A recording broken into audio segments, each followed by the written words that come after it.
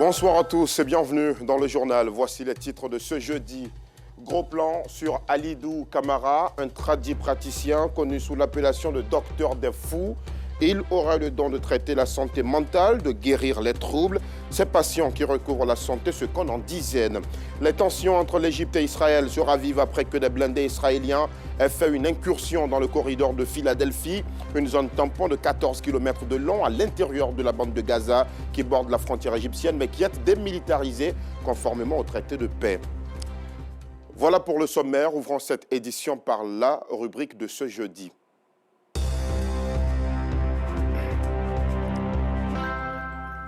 Alidou Camara est un tradipraticien dont la réputation a dépassé les frontières de la petite localité de Samo, département de Bonoa, où il est installé.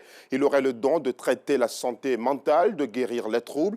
On l'appelle le docteur des fous, en référence au nombre de personnes souffrant de démence guéries par ses soins. S'il soigne essentiellement à base d'écorces de plantes médicinales, Alidou est aussi un adepte de méditation. Ce sera le procédé par lequel il parvient à comprendre la gravité de la maladie dont souffrent ses patients. Son portrait avec Justin Kouassi, Théodore Zouzou et Clément Boko. À l'entrée de Samo, localité située à 70 km d'Abidjan, se trouve cette bâtisse isolée, loin des habitations. C'est ici que Alidou Camara, la quarantaine révolue, traite et guérit des malades mentaux. Les malades mentaux, ils sont abandonnés par la famille et par la société aussi. Donc c'est pourquoi je vais vraiment les sauver. Ce matin, Emma Taï, en compagnie de sa fille de 11 ans, souffrant de troubles mentaux, se rend à cet endroit dit Hôpital des Fous de Samo pour des soins. Je suis malade. Toujours, elle tombe, elle fait les crises. Quand elle tombe, son côté est mort. On fait tout. On n'est pas dans les hôpitaux. On a fait tout. On n'est pas toujours. On fait les médicaments, c'est la même chose. Il y a une connaissance qui m'appelle M. Camara, qui soigne les gens du Cap, puis je suis venu avec ma fille. Après réception, les visiteuses entrent dans cette pièce pour une consultation. Ici, elle se fait autrement, par méditation, après avoir donné le nom du patient. Quelques instants après, Alidou Camara donne le diagnostic, un savoir-faire dont lui seul détient le secret. Bon, la consultation, comme c'est des génies, moi je travaille avec. Dès que tu prends un ticket, tu rentres ici, et même les esprits viennent. Quand ils viennent, je leur communique, ils rentrent en toi, et puis savoir ce qui est là, et puis m'informe. S'il y a un autre génie dedans, et puis m'informer. Si c'est maladie, que le génie est sorti, puis il a laissé maladie dans son sang, il me dit. Si c'est ça aussi, il y a une manière de traiter ça. La consultation terminée, Emma et sa fille sont logées dans l'une des chambres d'accueil. Ce centre comprend un peu plus d'une trentaine de chambres pour hommes et femmes, rangées de façon distincte. Une mosquée, une pharmacie, une salle de consultation et bien d'autres compartiments. Son existence est la résultante d'une révélation. Et il m'a montré où le centre là doit être construit. De Bouna, Dieu m'a montré à Samo. Centre là où ça doit construire, le plan, Dieu m'a montré. Les femmes à part, les hommes à part. Mais qui est ce docteur des fous, comme il est communément appelé dans la région? De retour sur le lieu de réception, pour un court instant, il revient sur sa fonction. Je m'appelle Alidou Camara, guérisseur tradipraticien. Ancien pensionnaire d'une école coranique, la perte d'un être cher va être le catalyseur de la nouvelle vie d'Alidou. J'ai une connaissance que sa maman a eu des folies comme ça. La maman, là, quand on quitte à l'école, c'est là-bas on mange. Un coup, la maman elle est devenue comme ça, jusqu'à elle s'est déshabillée. Vraiment, ça m'a touché. Tellement touché que je ne peux plus aller chez eux. La vie, elle est restée dans sa du camp, elle est morte. Il n'y a pas eu de solution. C'était un grand ami. Le moment où je suis sorti de la maison, mon ami là aussi il est décédé. Voilà ce qui m'a motivé, ce qui m'a énervé. Et puis j'ai rentré dans la maison pour demander à Dieu. Ce choc émotionnel va éprouver la foi du docteur des fous. On dit que c'est Dieu qui sauve. Qu'est-ce qui prouve que Dieu ne peut pas donner don à quelqu'un pour aider les malades mentaux qui sont dans la rue? J'ai fait 6 mois dans la maison. Je ne mange pas. J'ai fait carême dans la journée. Les soirs, je coupe carême. C'est baka avec gari, avec if. C'est ça que j'ai mangé pendant 6 mois. À partir de 4 mois, on dit de sortir. J'ai dit non, il faut que je voie un miracle. Là, je vais croire ce que Dieu m'a donné. Parce que je vais sortir pour parler à la nation. Et vraiment, Dieu m'a montré un miracle. À l'entrée du bâtiment se trouve une cuisine. C'est le lieu où Camara et son équipe prépare les différents traitements à base de plantes. Toutefois, le choix des écorces et des feuilles n'est pas le fait du hasard. Au cours de consultation, l'esprit me dit quel genre de plantes. Il y a d'autres plantes, mais ça n'a rien à voir avec ça. Voilà. Mais quand l'esprit me dit dans la consultation, c'est la plante qu'il faut pour ces malades-là, ça, on prend pour fait. Sinon, on ne fait pas parce qu'il faut faire. Non. Il faut être beaucoup calme, il faut être quelqu'un qui comprend la douleur des malades. Ici, c'est comme ça. On est ensemble comme une famille. Tu ne dors pas, nous aussi, on ne dort pas. Originaire de Bouna, au nord du pays, Alidou Camara guérit toutes sortes de folies et d'autres maladies depuis plus de 20 ans. Il suit lui-même les séances de traitement. C'est comme ça on fait le traitement. Moi, au fait, si c'est bien chaud, on renverse dans le calebasse et puis il va se couvrir. Après ça, maintenant, c'est le deuxième qui est là. Il y a le troisième. Le troisième, là, on met dans le bouillie et il boit ça. Un malade mental qui arrive ici, même quel que soit le degré, c'est 2 semaines. Après 2 semaines, troisième semaine, là, c'est pour faire les protections, le lavage, c'est ce qui reste. Ses collaborateurs, pour la plupart provenant de la sous-région, ne tarissent pas d'éloges à son égard. Pourquoi je suis avec lui? Parce que vu que son travail qu'il fait là, ça me plaît. Le travail là, c'est de la vérité. Il n'y a pas de mensonge dedans. Et il connaît ce qu'il fait aussi. Et il sait faire ce qu'il est en train de faire aussi. Il a des pouvoirs et puis il fait aussi. Il est en train d'aider les gens, beaucoup. Aujourd'hui, plusieurs malades ont recouvré la santé grâce à ces soins. C'est le fils de ma grande sœur. Il était accro à la drogue, alcool, tout. Donc, vraiment, ils ont tout fait. Ils l'ont envoyé au Burkina, il a fait 1 an là-bas. Vraiment, ils ont fait. C'est ici qu'ils ont pu vraiment le canaliser. Moi, je suis dépressive. Donc, c'est par ce canal-là que je suis arrivée ici. Je suis guérie, j'ai retrouvé la santé. Le site reçoit de nombreux malades par jour. Leur prise en charge demeure une préoccupation pour Alidou Camara. Ici, nous reçoivons les malades ici, on reçoit gratuitement. Par jour, on peut recevoir au moins 15 à 20 malades. Mais on a beaucoup de problèmes ici, problème de l'eau et puis problème d'électricité. Bon, problème aussi de nourriture, parce qu'il faut les prendre en charge. Dans la révélation qu'on a reçue, c'est 13 centres. À la 13 centres, là, c'est le premier d'abord qui est là. Là, donc, il y a encore 12 autres à faire. Si vraiment l'État nous aide, nous, on a capacité, on a le pouvoir pour ramasser toutes sortes de malades dehors. Les malades mentales, comme femmes, comme garçons, comme les enfants, pour les mettre dans un centre, pour les traiter. Marié et père de 3 enfants, Alidou Camara ambitionne de voir une Côte d'Ivoire sans malades mentaux. Un rêve qu'il tient absolument à réaliser. Un mot d'entrepreneuriat dans ce journal avec ce forum consacré au mentorat et au business organisé par la Jeune Chambre internationale Abidjan Sud. L'événement s'est déroulé le week-end dernier à Cocody avec pour objectif d'instruire les 25 membres du club service sur les notions du mentorat utiles à la réalisation de leur vision. Le reportage de Yacouba Koulibaly et Noussangare. Aider les jeunes à avoir des modèles capables de contribuer à la réalisation de leur vision. C'est l'enjeu au cœur du forum du mentorat et du business organisé par la Jeune Chambre internationale. À travers ce forum, la JCI entend positionner ses membres à un niveau de leadership, des références. Le forum du mentorat et du business nous a permis d'encadrer 25 membres de la Jeune Chambre internationale afin de leur donner des outils et leur permettre de s'appuyer sur des dévanciers professionnels pour leur permettre de mieux aborder leur vision. Bénéficiaires et panélistes saluent l'idée. C'est toujours bon d'avoir une jeunesse comme ça qui est consciente de ses responsabilités. Et la Jeune Chambre internationale est un creuset qui forme ces jeunes-là à prendre des responsabilités adultes dans une société aujourd'hui où de plus en plus de jeunes n'ont pas de repères. Et nous encourageons des jeunes partout, ici en Côte d'Ivoire, à rejoindre ce mouvement-là et intégrer des réseaux comme celui de la JCI pour continuer à avoir en Côte d'Ivoire des leaders qui vont assumer des grandes responsabilités dans notre pays. Quand je débutais, je n'ai pas hésité d'avoir des mentors dans le domaine de l'élevage. Il est important pour eux d'avoir des mentors parce que, vous savez, quand on débute, il faut toujours se faire encadrer, il faut savoir se faire encadrer. Le début n'est pas facile, que ce soit dans la carrière professionnelle, que ce soit dans le secteur de l'entrepreneuriat, il faut toujours avoir un mentor. Le mentor sera celui-là, n'est-ce pas, avec qui tu pourras partager tes craintes, avec qui tu pourras partager tes réalités, avec qui tu pourras vraiment être à l'aise lorsqu'il s'agit de tout type de questions.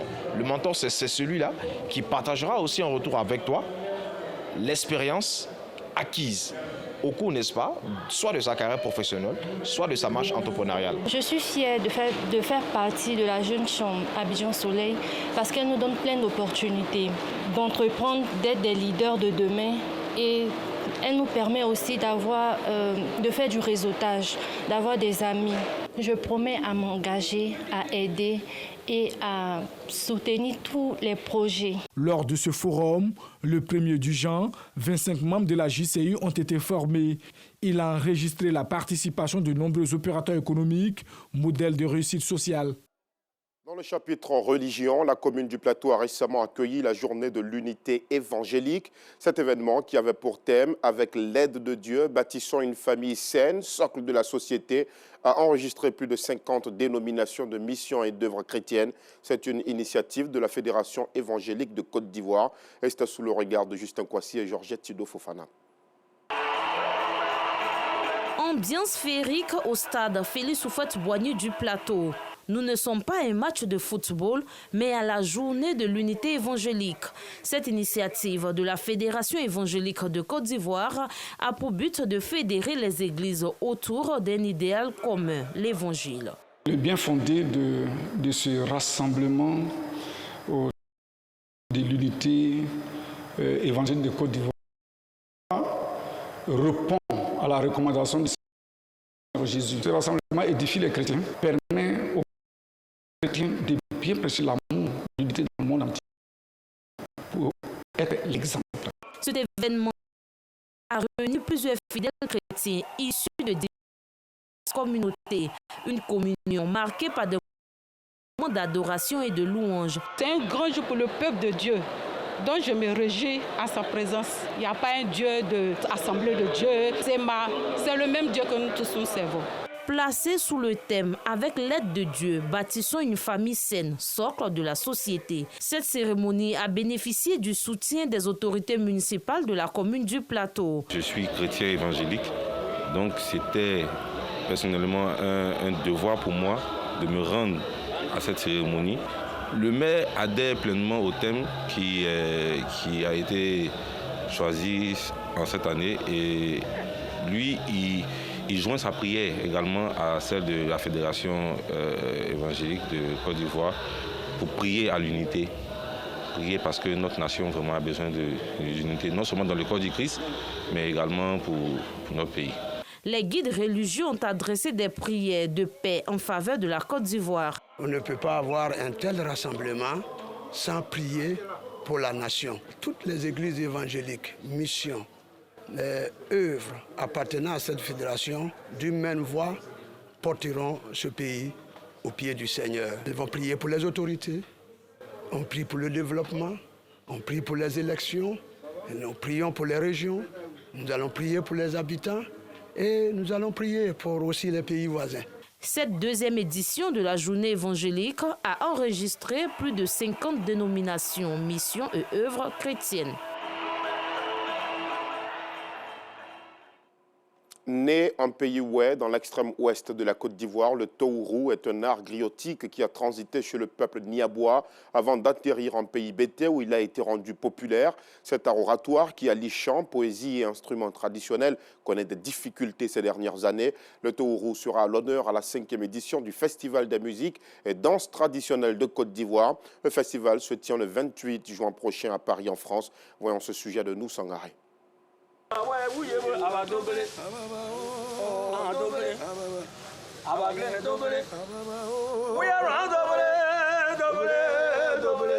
La parole rythmée en pays bété, c'est le Tohourou. Wandji, Zomassa et Zimé sont des praticiens de ce art oratoire qui allie chant, poésie et instruments traditionnels.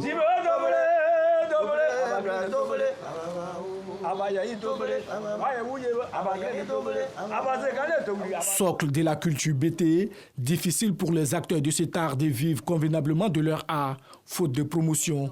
Conséquence, la plupart des acteurs ont abandonné le tourou au profit de la musique tradie moderne. On vient te prendre, on te donne même pas une place à dormir, tu es obligé de dormir dans les sièges là. Et puis, quelqu'un qui te prend, même s'il te donne 100 000 francs, pour lui 100 000 francs qu'il t'a donné là, il a tout fini. Il ne s'occupe pas de toi, tu n'as pas mangé, tu n'as pas bu, ce n'est pas son problème. Il finance plus la musique tradie moderne. Il peut venir les prendre à 500 000 francs, 600 000 francs. Alors que nous sommes, comme je le dis, les dépositaires de la tradition.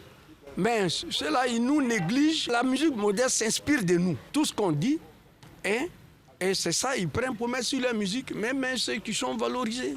C'est le seul problème qu'on croise. Condensé des différents genres musicaux du pays BT, la promotion du tourou est nécessaire pour l'épanouissement des acteurs de cet art.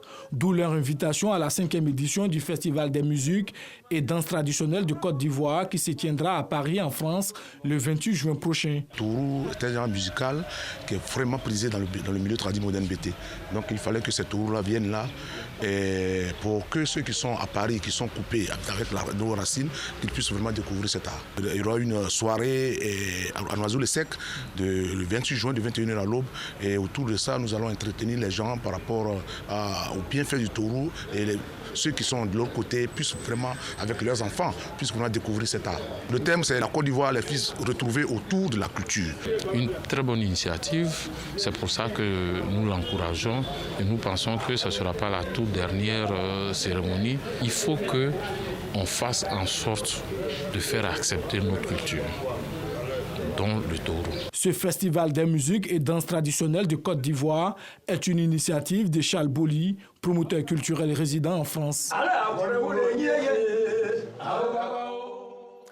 Le sélectionneur adjoint des éléphants, Guy Demel, s'est rendu samedi à Yassap, son village situé dans la sous-préfecture de Lopou, département de Dabou. Une visite chez le chef René Djedjemel Dibi, ancien ministre des Sports, pour lui exprimer sa reconnaissance ainsi qu'aux siens et avoir leur bénédiction pour les futures batailles des éléphants. Théodore Zouzou, assistant Diarayété. Mélès, fils du village de Lopou, une sous-préfecture dans le département de Dabou, région des Grands Ponts. Il est féru de football. Pour lui, il n'est pas impossible que le sélectionneur adjoint des éléphants footballeurs, Guy Demel, né à Orsay en France, d'ethnie Adjoukrou, vienne à Lopou. Il n'est pas de Lopou, là, du village voisin, Yassap. Donc nous sommes tous des frères. Il peut venir à Lopou comme il veut. Lopou est son village, c'est son deuxième village. Comme une prière exaucée par Dieu, l'ancien défenseur des éléphants de Côte d'Ivoire, aujourd'hui sélectionneur adjoint du 11 national, est à Lopou au domicile de son chef, René Djedjemel Dibi. Par ailleurs, chef des chefs traditionnels de Leboutou, en compagnie de quelques membres de sa famille. Je n'étais jamais arrivé jusqu'à Lopou. Pour moi, ça me tenait vraiment à cœur de venir saluer Monsieur le ministre, toutes les personnes de ma génération. C'est important, les racines. Le parcours est encore long, nous avons des objectifs. Et c'était important que mes ancêtres, que nos ancêtres puissent aussi, on va dire, m'accompagner de leur bénédiction, tout comme les vivants aujourd'hui présents. Nous avons eu la chance d'avoir été là en 92. Aujourd'hui, Métiagessi, là, c'est tout le monde. Et donc, c'est un honneur. On aime le football. Et Guy Demel, il a joué comme footballeur, il est resté là-bas, il est venu comme entraîneur. Et c'est la continuité. Et en tout cas, nous allons donc accorder les bénédictions parce qu'ici, nous sommes très, très, très, très spirituels et les bénédictions des man comptent énormément. Au plan de la stratification sociale à Djoukrou, les visiteurs est de la génération Abrama Gogi, enfant né entre 1981 et 83. Bien qu'il ne soit pas natif du village, les membres de la génération lui tiennent compagnie dans une ambiance bon enfant.